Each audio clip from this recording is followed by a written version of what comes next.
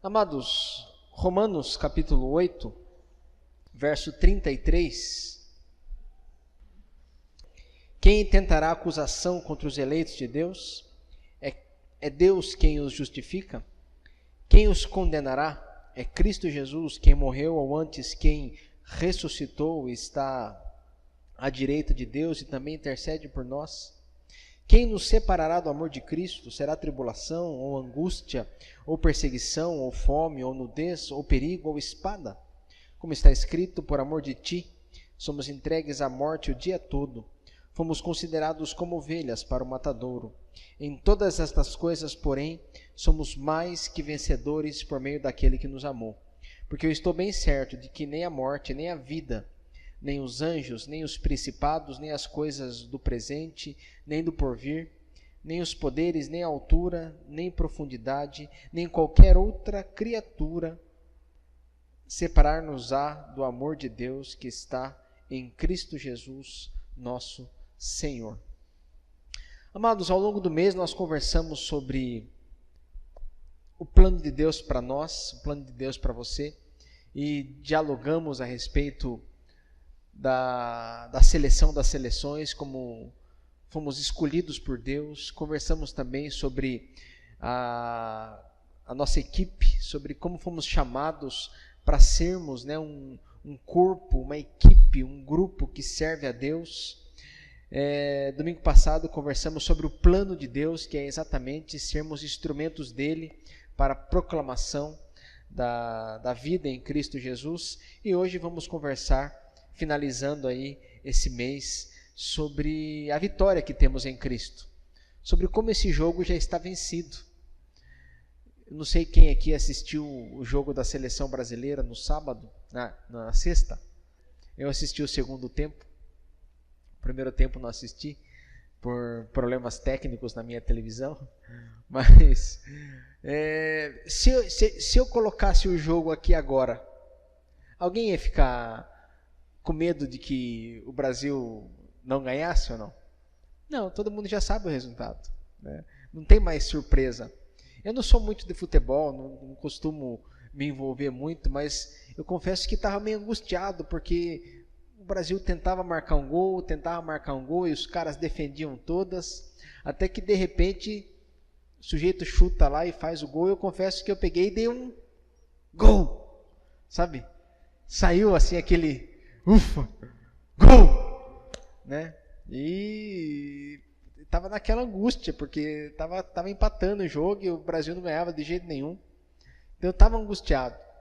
Mas se eu colocasse o jogo aqui agora, não tem mais angústia. A gente sabe que aos 40 e poucos do segundo tempo vai começar o gol. Vai ter um, depois vai ter outro. A gente sabe que o jogo foi vencido. Então não tem mais porquê, né? Quando a gente sabe o resultado, fica mais fácil, não é verdade?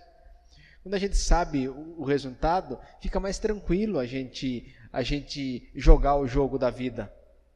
E não é só no futebol, na vida mesmo. Vou dar um exemplo meu.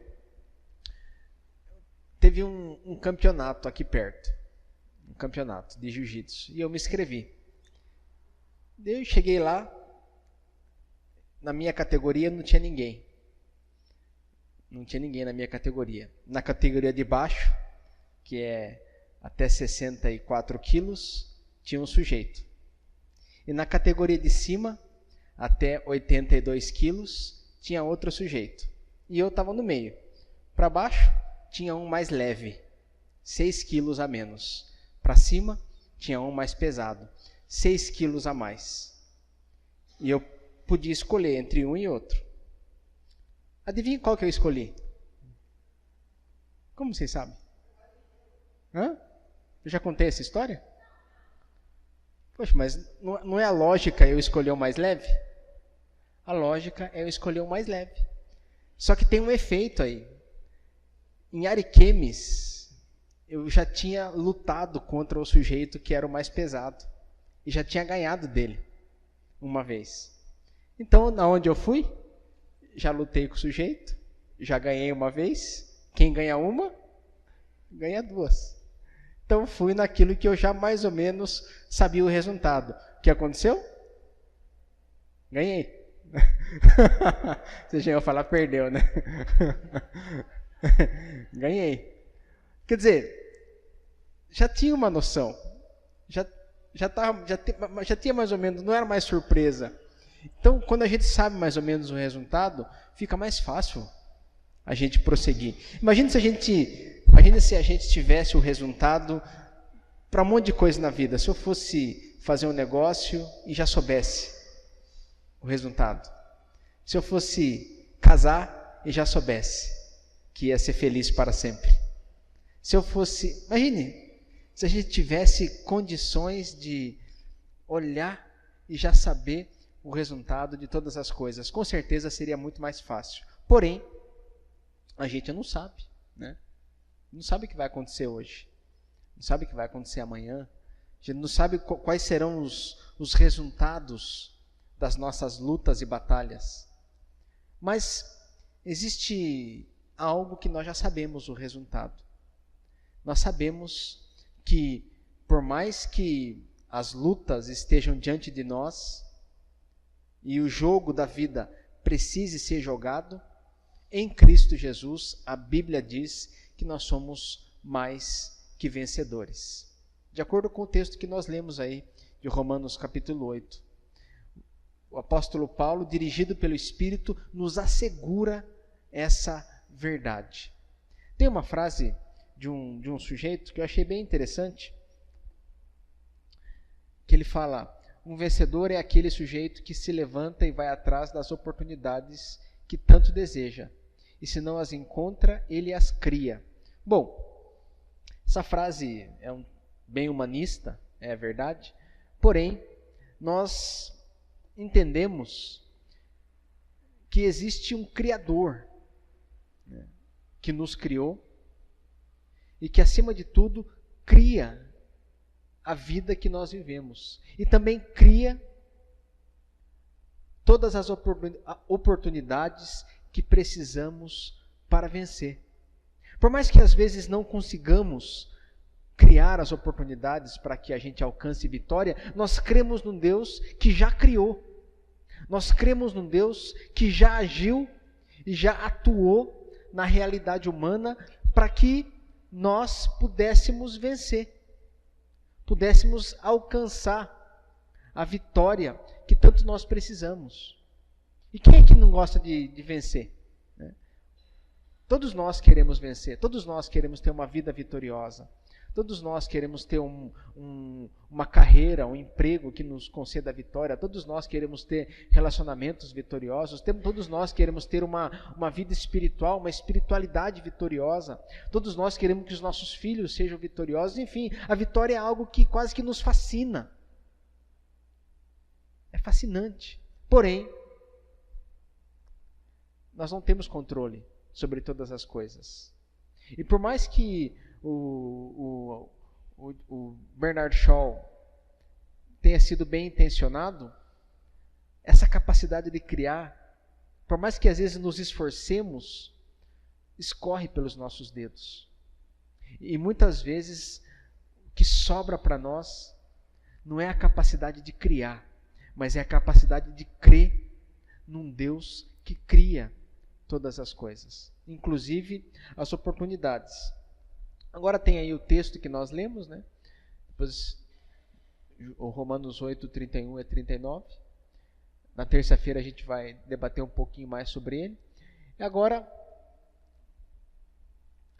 imagine só. Todos nós nascemos carentes de amor. Quando uma criança nasce, está aí a Rosângela Vitória, né? A Rosângela Vitória, né? E como é que chama o filho da Si? A Robert, isso. Nasceu o filho da Si, gigante, menino bonito, né? Uma bênção de Deus. O Robert nasce já totalmente dedicado e carente do amor da Si, assim como todos nós. Nascemos com essa realidade, com essa carência de amor. E isso nos acompanha para toda a vida.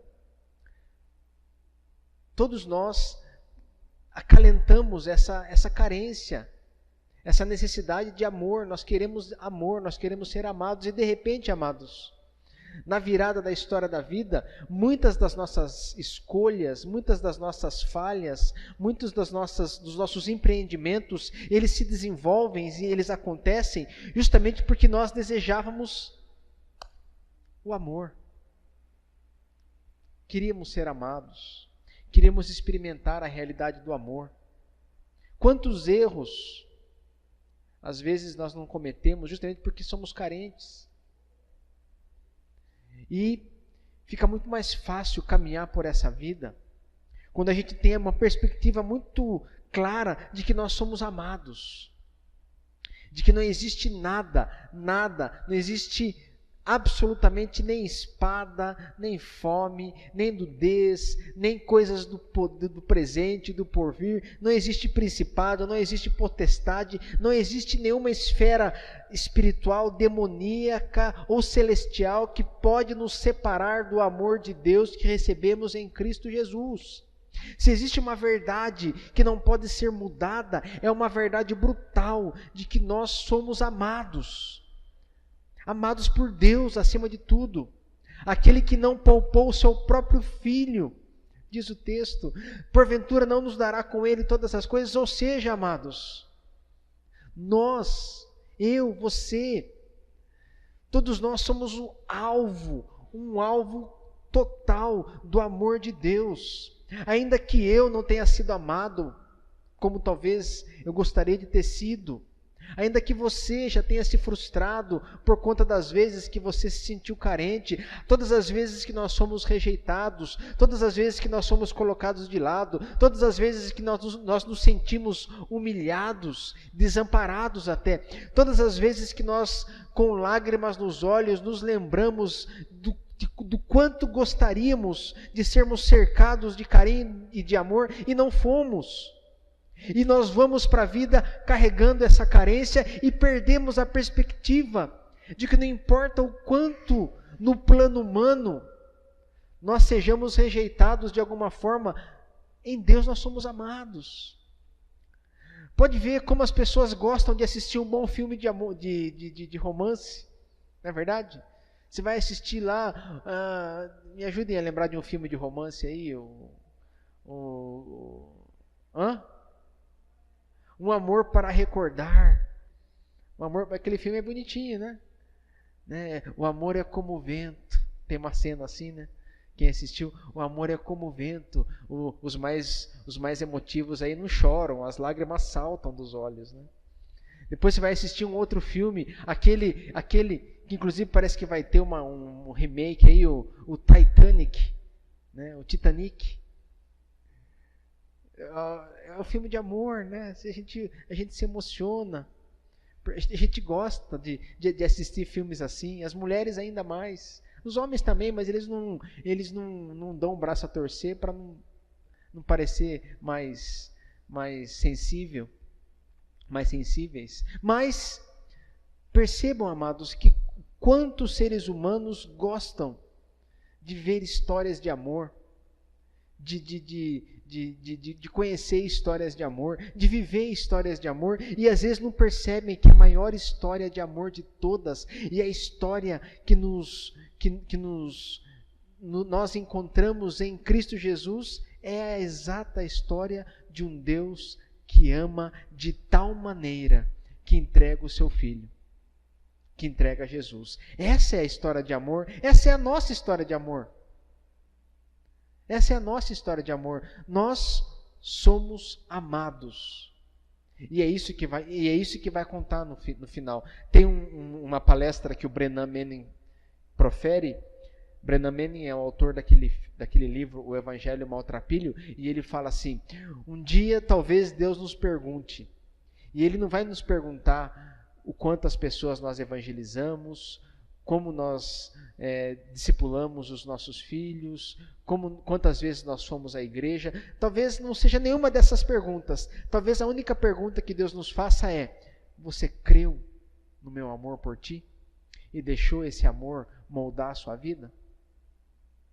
E é exatamente isso, amados. A ideia de que é fácil lutar quando sabemos da vitória é exatamente essa. Não existe vitória maior do que a vitória do amor que recebemos em Deus.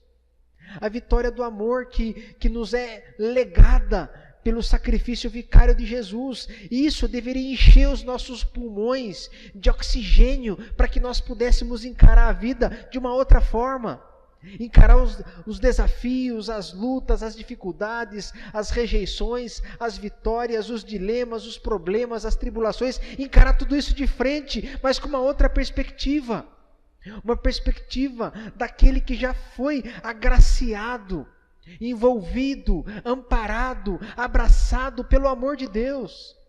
E esse amor excede todo entendimento, e esse amor cura todas as nossas feridas, e esse amor nos enche de força para lutar, e esse amor nos dá convicção para continuar, e esse amor nos motiva a trabalhar, a servir, a amar. É esse o amor, é essa a história que pode fazer com que a nossa perspectiva da vitória mude.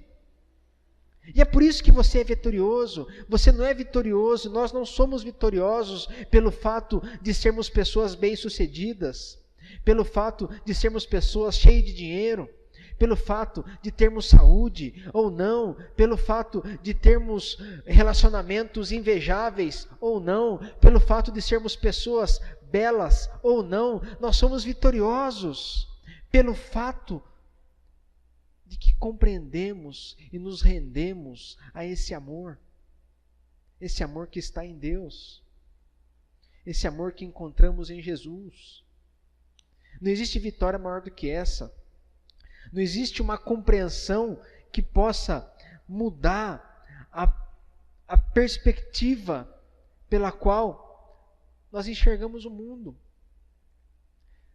Todas as vezes que você se sentir derrotado, todas as vezes que você olhar para a sua família e perceber que nela existem problemas, todas as vezes que você se sentir injustiçado, todas as vezes que você que nós começarmos a se deixar corroer, sabe, por aquele sentimento de autocomiseração, tadinho de mim, eu merecia mais, não é justo.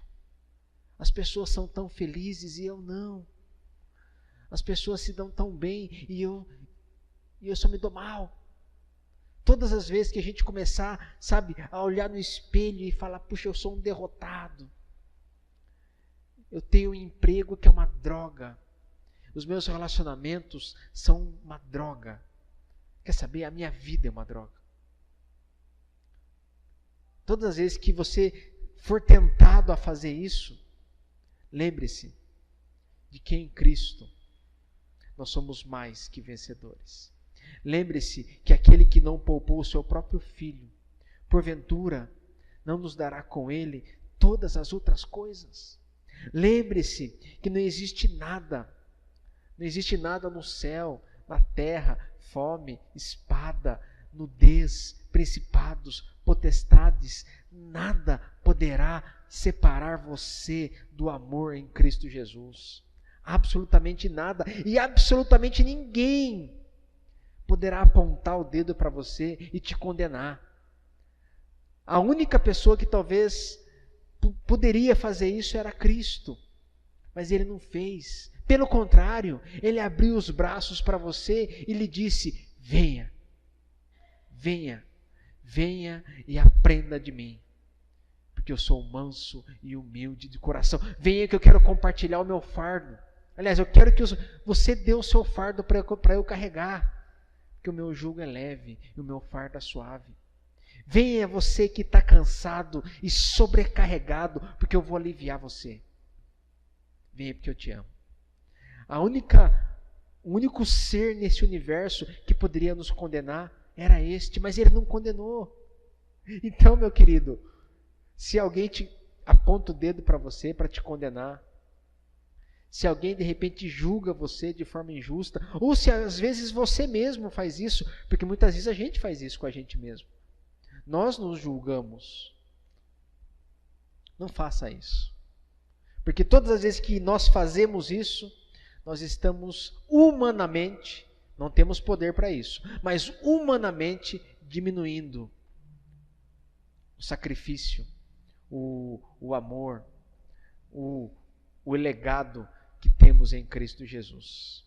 Porque Ele nos deu tudo, mas muitas vezes nós não recebemos. A pergunta que o apóstolo Paulo faz no texto, quem nos separará do amor de Cristo? Ele não faz essa pergunta no texto? Faz. E daí ele traz uma lista. Morte, espada, nudez, perigo, principados, potestade, enfim, um monte de coisa. Mas tem uma entidade que ele não põe na lista. E essa entidade é perigosíssima. Quem é o nosso maior inimigo? O João Calvino dizia, João Calvino, reformador do século XVI, o nosso maior inimigo somos nós mesmos. Não é o diabo, é você.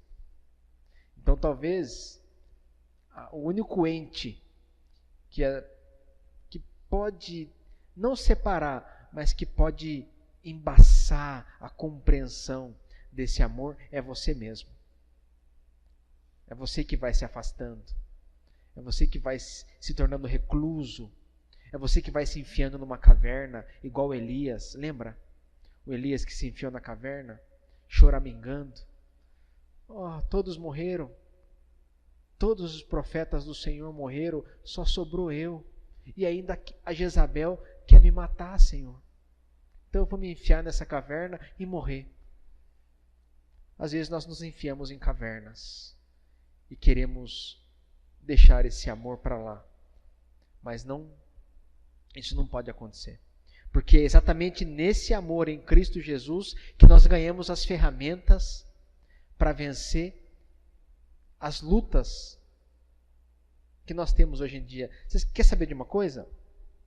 Os maiores adversários do nosso tempo, nós já temos a chave para vencê-los. Pode perceber quais são os maiores adversários do nosso tempo.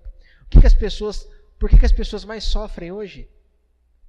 Pode ver, as pessoas elas vivem hoje sofrendo pela carência, sofrendo com o abandono, sofrendo com o sentimento de rejeição, sofrendo com a solidão, sofrendo com uma série de doenças psicossomáticas e estão ali enfiadas nos seus antidepressivos, porque não conseguem digerir as dificuldades, os dilemas existenciais, as circunstâncias da vida. E a sociedade padece por conta disso.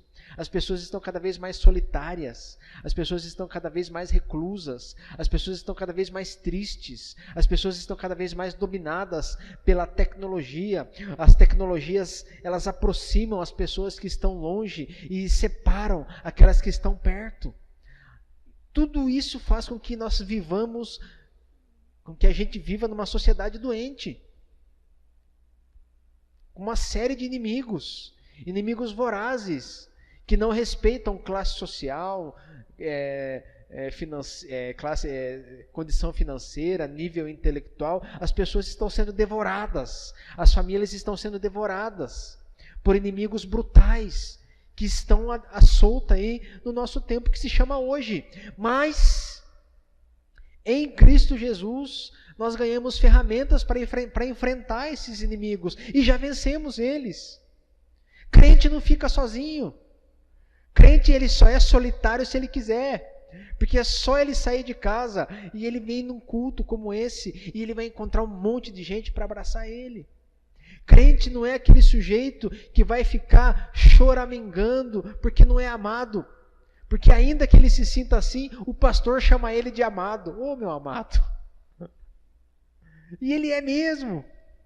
O cristão verdadeiro, ele nunca vai se sentir alguém que não tem nenhum tipo de talento, porque ele sempre vai poder ser um instrumento de Deus nesse planeta. E se a gente for enumerar, amados, nós vamos perceber que essa realidade, que essa verdade, que esse amor, que essa herança que recebemos em Jesus, Que essa vitória que recebemos em Jesus nos concede uma vitória sobre todos, a maioria, não vou dizer todos, não quero ser pretensioso, mas sobre a maioria dos dilemas que nós enfrentamos hoje.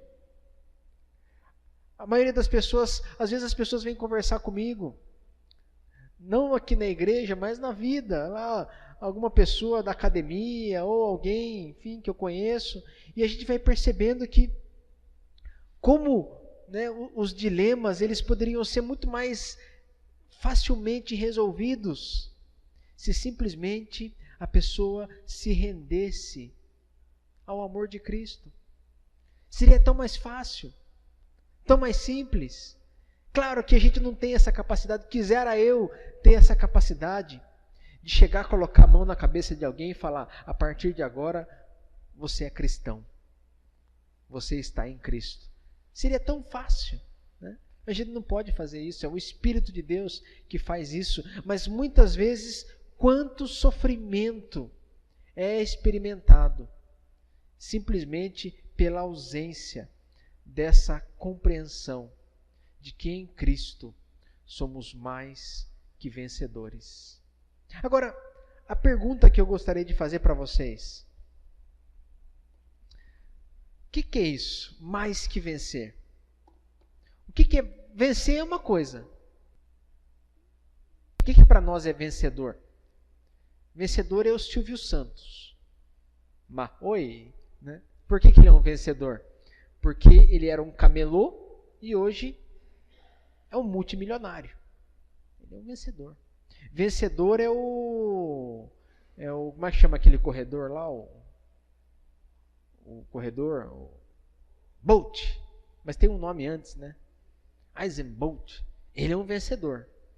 O sujeito está lá e não perde uma. Então a gente sabe muito bem quem é vencedor, né?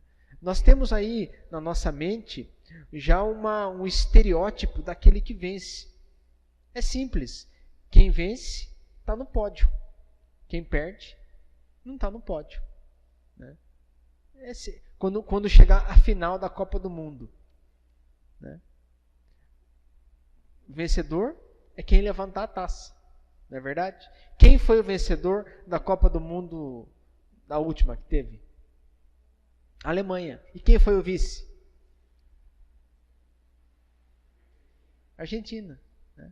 Eu não sabia quem era o vice, porque ninguém não dá muita bola para o vice, né? Mas a gente sabe muito bem quem é vencedor. Nós temos na nossa mente o estereótipo de vencedor. Do dia 29 do mês que vem, vai ter um campeonato aqui em Ariquemes. Eu vou lá. Eu vou levar os meus alunos lá. É aqui em Ariquemes? É para lá. Aqui em Ariquemes. Vocês viram que eu estou bem aqui de localização, né?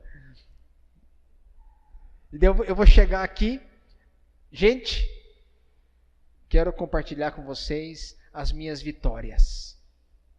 Fiz uma luta, perdi. A segunda, também.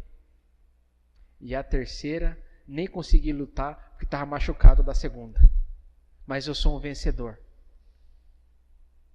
Vocês vão por amizade falar, legal, isso aí, o que vale é competir, né? Não é assim que a gente faz? Não, o que vale é competir. Nada! A gente quer vencer. A gente quer ganhar. A gente quer estar no pódio. Não é verdade? Só que a gente sabe muito bem o que é vencer. Isso a gente já sabe. A vitória a gente sabe o que é. A gente sabe o que é derrota também. Agora, o que é mais que vencedor? Porque se vencer já é uma coisa boa, imagina o que é mais. O que seria? A Bíblia fala isso. Porque em Cristo Jesus nós somos mais que vencedores. O que é isso? Amados, mais que vencedor é exatamente a plena liberdade, a plena convicção, a plena realização de que a nossa vitória não depende das circunstâncias que nos cercam, não depende do pódio, mas de Cristo. Não depende da taça, mas de Cristo. Que o que importa não é ganhar uma discussão com alguém, mas é manter a paz. O que importa não é passar por cima de alguém como um rolo compressor para alcançar algum objetivo, mas é amparar esse alguém para que esse alguém chegue comigo. É a perspectiva completa de que ser vencedor não é conquistar, mas ser vencedor é viver o propósito de Deus na vida. O apóstolo Paulo, pelo ponto de vista humano, não foi um vencedor. Olha só que ele era um fariseu. Fariseu é a mais alta casta na sociedade judaica. Ele era rico, ele era respeitado, ele estava tudo em ordem. Mas daí ele foi convertido, Jesus chamou ele, Paulo, Paulo, Saulo, Saulo, por que você me persegue? E daí ele deixa de ser fariseu, deixa de ser a pessoa que ele era, deixa de ser o Saulo. Saulo significa grande, alto, e passa a ser o Paulo, que significa pequeno. E ele passa então a ser um perseguido, ele passa a ser um pária. Ele começa a apanhar na rua, ele começa a ser rejeitado. Aquelas pessoas que respeitavam ele antes, e que quando ele passava se curvavam, porque ele era uma pessoa muito respeitada, agora querem bater nele. E ele tem que ser tirado de Jerusalém dentro de uma cesta, para que ninguém mate ele. Quer dizer, pelo ponto de vista humano, ele perdeu. Ele era um cara respeitado e agora virou um pária. Ele era rico, agora é pobre. Ele era um fariseu, tinha títulos, agora não tem nada. Quer dizer, pelo ponto de vista humano, ele é um derrotado. Mas essa é a grande questão, gente. Vitória não é simplesmente conquistar alguma coisa, mas vitória é você ter a plena certeza de que você está no centro da vontade de Deus. Ainda que isso, humanamente falando, pareça alguma derrota. Alguém pode olhar para você e falar, peraí, mas por que você está fazendo isso? Você está louco? Você vai abrir mão disso? Onde está a cabeça? E lá no fundo você sabe, puxa, é verdade.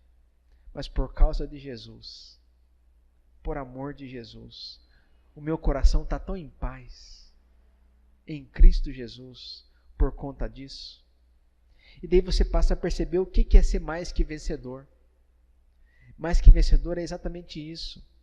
É você ter essa perspectiva da vitória, não nesse plano humano, mas a perspectiva da vitória exatamente nessa realidade de Cristo.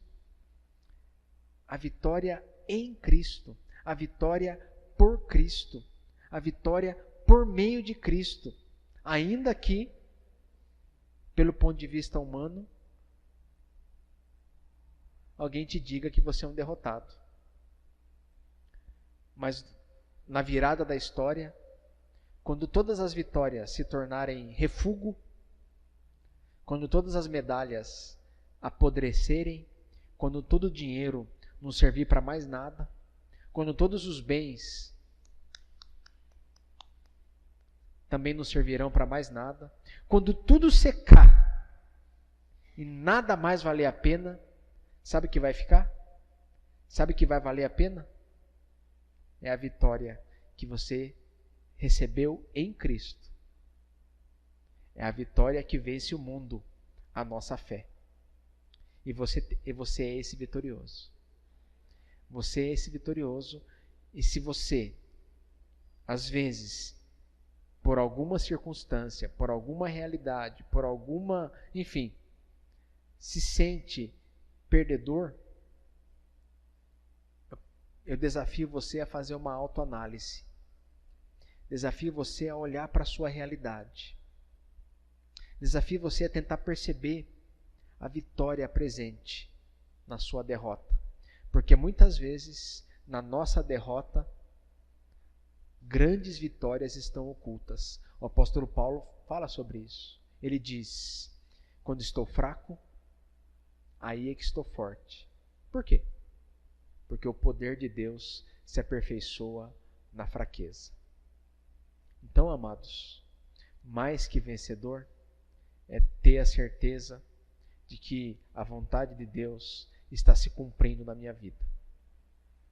Que a vontade de Deus se cumpra na nossa vida. E com isso, sejamos mais que vencedores. Esse é o plano de Deus para nós. Amém? Vamos orar? Curva a sua cabeça, abra o seu coração. Pai, nós te louvamos por tua fidelidade, por teu amor e por tua graça. Pedimos, Pai, a tua bênção sobre cada vida, sobre cada família aqui representada, Senhor. Te louvamos porque o Senhor tem sido fiel, tem sustentado a nossa existência. Te louvamos porque em Ti nós somos mais que vencedores, Pai. Te louvamos, Pai, porque o Senhor tem segurado forte em nossas mãos, para que os nossos pés não vacilem, Pai. Te louvamos porque em todas as lutas e dilemas que vivenciamos, o Teu Espírito sempre nos conduz e sempre nos levará a perceber a Tua vitória presente em nossa vida. Não queremos ser vitoriosos apenas pelo ponto de vista humano, Pai. Não queremos alcançar todos os pódios, todas as medalhas, todas as conquistas. Não queremos isso, Pai. Acima de tudo, queremos que a Tua vontade, que é boa, perfeita e agradável, seja plena em nossa vida. E essa Tua vontade, sabemos agora que é a maior vitória de todas. Oramos agradecidos, em nome de Jesus. Amém.